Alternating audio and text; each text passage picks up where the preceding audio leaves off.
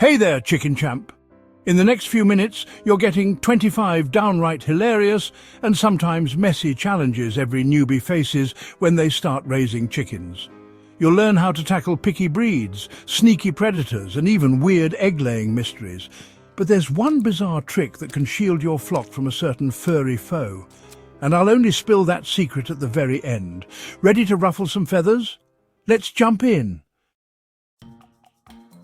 First up, picking the perfect hen is like choosing toppings for a pizza. There are endless possibilities. One wrong move and you're stuck with a clucker that's more drama queen than egg machine. If you're tempted by all those fancy names, Silky, Rhode Island Red, Orpington, just remember each breed has its own quirky personality. Some are cuddly lap chickens, others prefer to guard the yard like a watchful goose. You might discover that while you love the look of a showy Polish hen with its hilarious pom-pom crest, it may not lay eggs as consistently as a reliable Plymouth Rock. Consider what you truly want: egg production, temperament, or just pure comedic value before committing. Also, think about your climate. If you live in chilly weather, a hardy, cold-tolerant breed like the Australorp might be your MVP. But if you're roasting under the sun half the year, a heat-tolerant, desert-savvy breed might save you from a coop full of panting birds. Doing your homework here saves you from hearing your flock mutter, "Seriously, human, why'd you pick me for this weather?" Don't forget egg colour preferences, because those rainbow cartons on Instagram are no accident. Blue eggs, chocolate brown shells, green tinted wonders. Your breakfast can look like an art project. Just be warned, once you start chasing that egg colour variety, you'll find yourself with more breeds than you can count on both hands. And possibly your feet. Ever tried fitting an elephant into a doghouse? That's how some folks cram their birds into too tiny housing. Believe me, your future egg layers will give you the stink eye if they can't stretch their wings. Space isn't just about comfort, it's about chicken sanity. A cramped environment sparks aggressive pecking, turf wars, and those dreaded bald spots on your hens. Think of it like living in a studio apartment with 10 roommates and only one pizza. Sooner or later, feathers will fly, literally. Include room for roosting, nesting, and just plain wandering around. Chickens aren't couch potatoes. They thrive on a little wiggle room to flap, scratch, and play queen of the roost. Drafting a quick design to map out how many birds you plan to have versus the square footage is a big help. No math whiz needed, just common sense and maybe a tape measure. Remember, you might start with 4 hens but end up adopting 2 more because you just couldn't resist that buy one. Get one adorable chick deal. Plan for potential chicken math from the start so you're not left building an extension on your coop when your flock magically multiplies. Between crafty raccoons and hungry hawks, your backyard might as well be a 5-star buffet. If your defences look like Swiss cheese, watch out for late-night raids. Which reminds me, that mysterious tip I mentioned? It involves stopping a certain masked bandit. Just you wait. Predators come in all shapes and sneaky forms. Raccoons can unlatch simple locks with their little burglar hands. Foxes can dig tunnels like they're engineering a subway system, and hawks can swoop in like feathered ninjas. If you spot any suspicious footprints or hear weird noises at night, don't assume it's just your neighbour rummaging for late-night snacks. Preventing break-ins starts with sturdy materials. Skip the flimsy chicken wire and invest in hardware cloth, a predator's worst nightmare. Also, consider burying that mesh a few inches underground to discourage diggers. Think of it like installing a moat around your medieval castle, just with fewer dragons and more claw marks. It's not just about nighttime fortresses. Daytime attacks can happen too, especially if free-ranging. If you've got hawks overhead, provide shrubs or shelters where your flock can run for cover.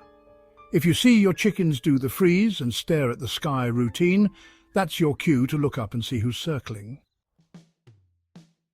Fresh air in the coop is crucial, unless you enjoy random coughs and the eau de barnyard aroma.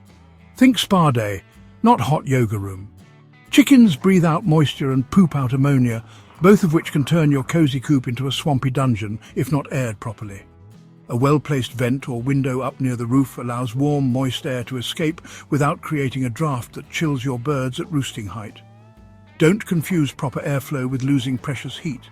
The trick is to circulate stale air out and fresh air in, all while keeping your flock's feathers cozy during cooler months. It's a balancing act worthy of a circus performer, but a few strategically placed vents can do wonders for dryness and odor control. Check for condensation or a strong ammonia smell when you step inside. If you need to hold your breath or wipe dew off the walls, you might as well be in a sauna. A little tweak in ventilation can be the difference between healthy hens and ones practicing their hacking cough routine. By the way, if you secretly wish you were part of the flock, peck that like button and flap your wings onto the subscribe button. It's cheaper than chicken feed and tastes just as good, right? Okay, maybe not tasty, but definitely worth it. Nothing like walking into the nest box and finding 0 eggs. Have they joined a hen rebellion? Is there a secret black market for stolen eggs? The suspense is real. Sometimes your birds just decide to take a day or week off. Stress, molting, or changes in daylight can all cause them to temporarily halt the daily egg delivery. If you swap their feed or introduce new flock members, that can also throw off their laying mojo. Hens may also hide their eggs in the weirdest places if they feel their nest box isn't up to par. Think behind a bale of hay, under the coop steps, or in the neighbour's flower pot. If you suddenly smell something suspiciously eggy while gardening, you might have discovered their secret stash. And yes, egg eaters are a real thing. Sometimes a chicken accidentally cracks an egg, tastes it, and decides it's the new best snack in town. If you see yolk on a hen's face, you've got a culprit. That calls for remedial action, like collecting eggs more frequently or providing calcium so shells don't break so easily. Starter, grower, layer, crumble, pellets. These feed varieties can make your head spin faster than a rooster chasing a grasshopper. One wrong choice, and you've got moody, undernourished hens.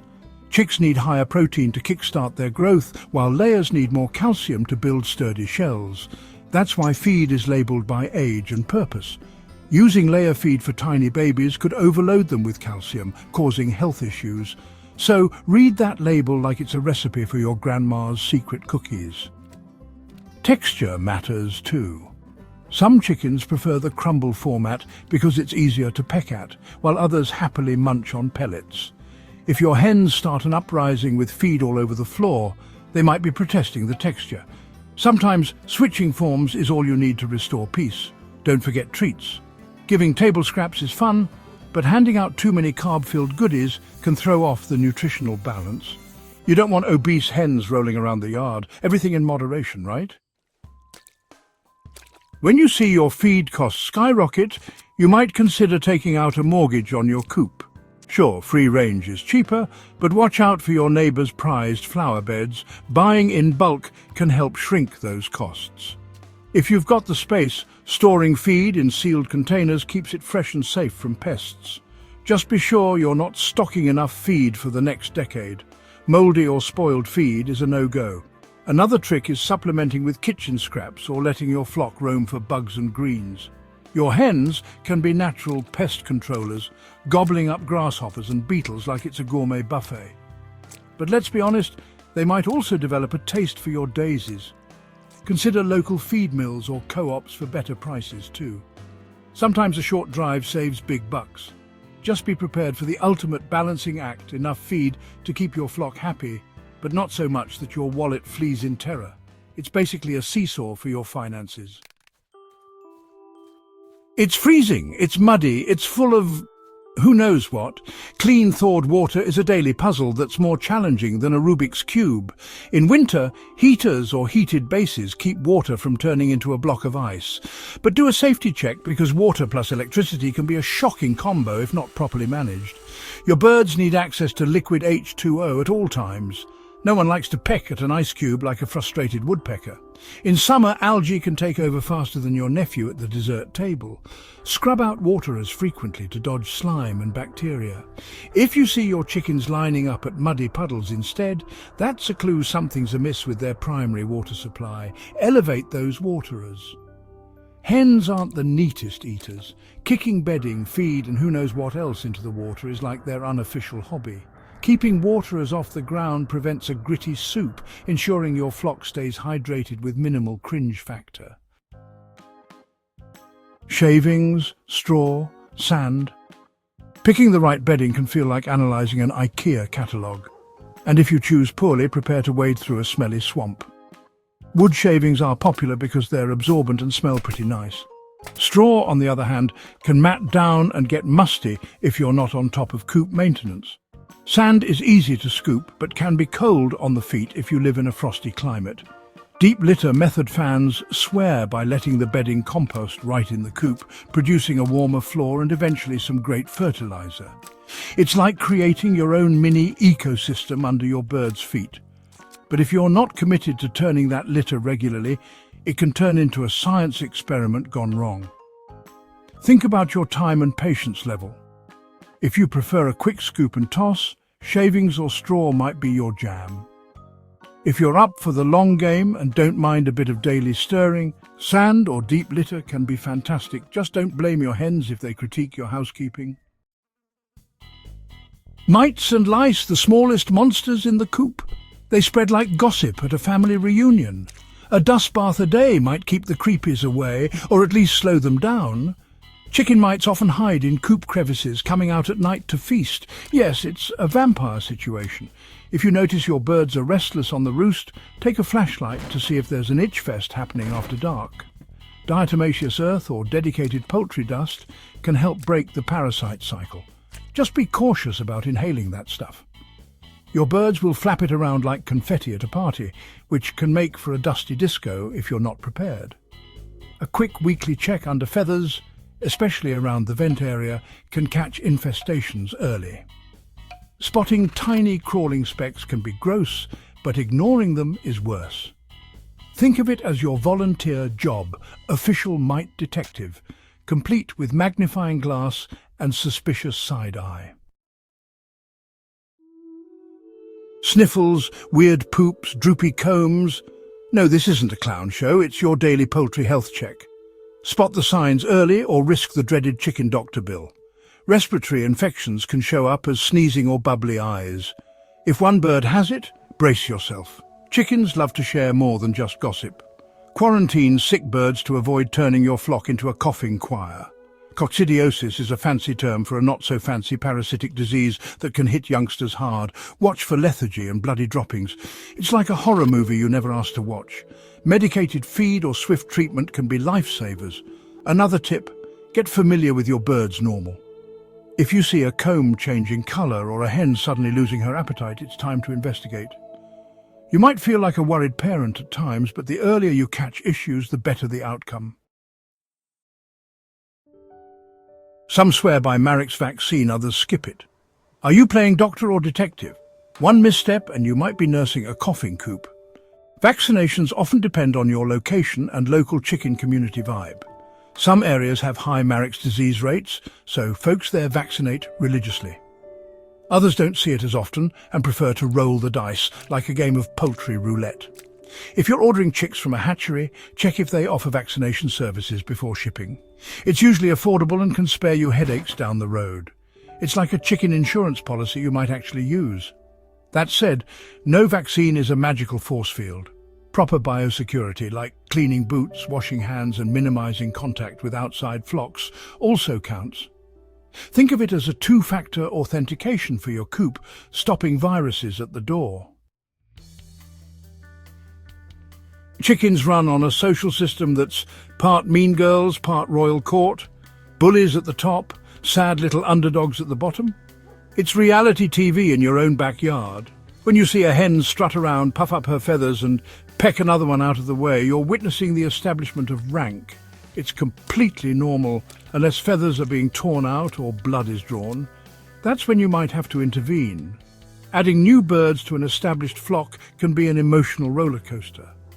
The newcomers have to find their place, and the top hens might see them as intruders. A see but don't touch system, where they're separated by wire for a few days, helps them get acquainted without full-on brawls. Once the hierarchy is set, you'll notice a more peaceful vibe, sort of. You can almost picture the top hen on her throne, wearing a tiny crown, clucking orders at her subjects.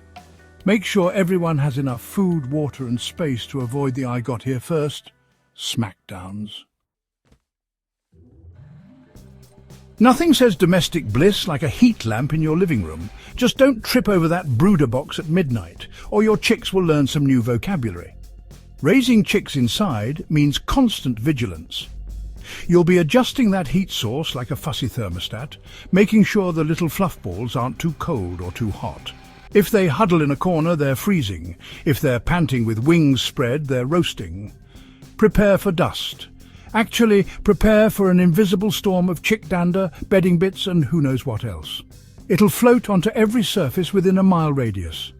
Setting up your brooder in a garage or spare room can save you from living in a snow globe of fluff. On the bright side, the chicks' adorable antics will keep you endlessly entertained. Watching them play tag or fall asleep mid-peck is the ultimate stress reliever. Just don't get too attached if you named them all once they grow up. Fuzzy Nugget might become the boss of the flock and demand a better name. Some hens decide it's time to hatch an entire kingdom. With or without fertilized eggs, their determined glare could melt ice caps. Do you dare move them? A broody hen will puff up like a pufferfish and hiss if you come near her nest. Even if she's sitting on golf balls, she's convinced she's about to be a mama. She'll skip meals, water breaks and socializing, all in the name of phantom motherhood. You can break her broodiness by removing her from the nest, blocking off the nesting box or giving her a cool down spot. Sometimes literally placing her belly on a cool surface. It might feel mean, but it's for her health. A perpetually broody hen can lose weight and become vulnerable to other issues. On the flip side, if you actually want chicks, a broody hen can be your free incubator. Slip some fertilized eggs under her and let nature do its thing. Just be ready for the protective side of a mama hen, which is about as gentle as a sumo wrestler defending a championship. Chickens panting like dogs, shady spots become hen hotspots. And you might find your feathered pals doing the spread eagle in the dirt pose. They're not dead, they're just chilling. High temperatures can stress your flock, reducing egg production and making them cranky. If you see them puffed up and breathing heavily through open beaks, they're basically telling you, turn on the AC, human. Offer frozen treats like watermelon slices or chilled veggies to help them cool down. Shade is your summer MVP. Whether it's a simple tarp or a fancy pergola. Hello, bougie chickens. Keeping them out of direct sun goes a long way. You can also set up a shallow pan of water for them to stand in, though some chickens act like water is lava. Ventilation in the coop is crucial during the warmer months too. Think fans or open windows with screens to keep out predators. Nobody wants to enter the coop and feel like they've stepped into a poorly lit sauna. Keep it breezy. Frostbite on combs, frozen waterers, and your backyard turns into an ice rink. Just be glad you don't have to knit tiny sweaters. Or do you? Chilly temps can nip at combs and wattles. A thin layer of petroleum jelly can help protect them if you're in sub-zero conditions. That might sound silly, but a frosted wattle is no laughing matter to your rooster, who's strutting around like he owns the place. Insulating the coop helps, but too much insulation without proper ventilation creates humidity. Humidity leads to frostbite, so don't overdo it. Chickens actually handle cold better than extreme heat as long as they're not in a drafty wind tunnel. If you do get snow, some birds refuse to step on the white stuff. They'll stare at it like it's an alien invasion. Toss some straw on top or shovel a path and they might venture out. Otherwise they'll be coop-bound complaining about the service. Yes, roosters crow at dawn, and noon, and 2 a.m. Hens sometimes join the chorus. If your neighbour didn't know you had chickens, they do now. Roosters are like living alarm clocks with a broken snooze button. If you have close neighbours, you might get a strongly worded letter or a cookie bribe to keep them happy. Some folks even build rooster boxes to muffle early morning crowing, but that's next-level problem solving. Hens can be loud too, especially when they announce egg-laying like it's a big Broadway number.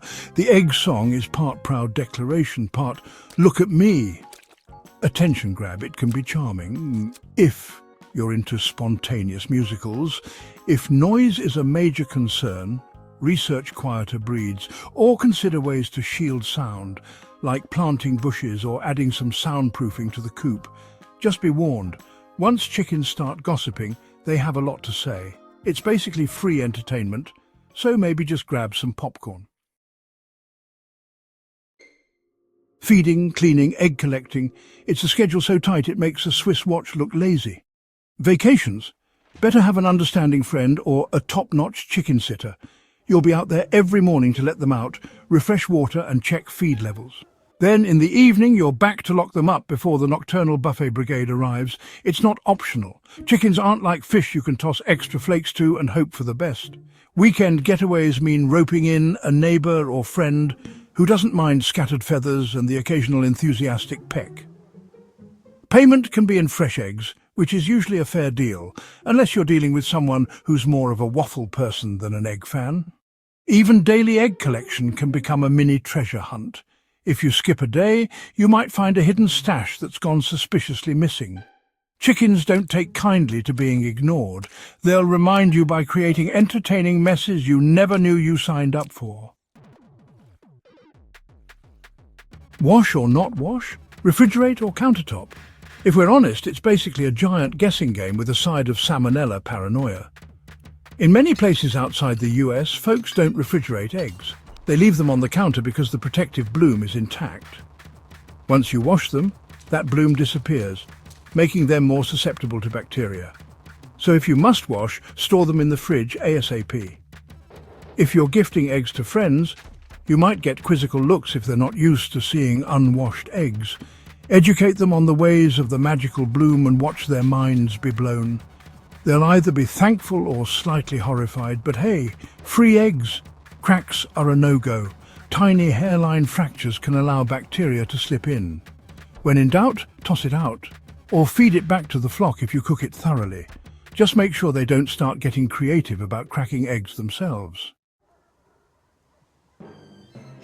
Speaking of guessing games, here's a random curveball. Do your hens prefer your leftover pizza or fruit salad? Drop a wild guess in the comments, 'cause I'm all ears. Well, or all feathers. Egg binding, sprained wings, or that random limp. Sometimes your gentle hens decide to try out for a medical drama. Keep a chicken first aid kit handy. Egg binding is when an egg gets stuck in the hen's oviduct, and it's about as comfortable as it sounds. Signs include a puffed-up stance, strained breathing, and general misery. A warm bath or gentle massage can help, but if that fails, you might need a vet. Better to catch it early than wait until she's in serious trouble. Sprains happen when a bird lands awkwardly after a dramatic flap. Keep them confined in a smaller space so they don't try to reenact stunt scenes. They're not exactly graceful ballerinas all the time, more like comedic acrobats who occasionally misjudge a jump. Creating a basic chicken first aid kit with things like vet wrap, antiseptic spray and probiotic supplements can be a real lifesaver. If you're feeling extra, add tiny chicken band-aids for comedic effect.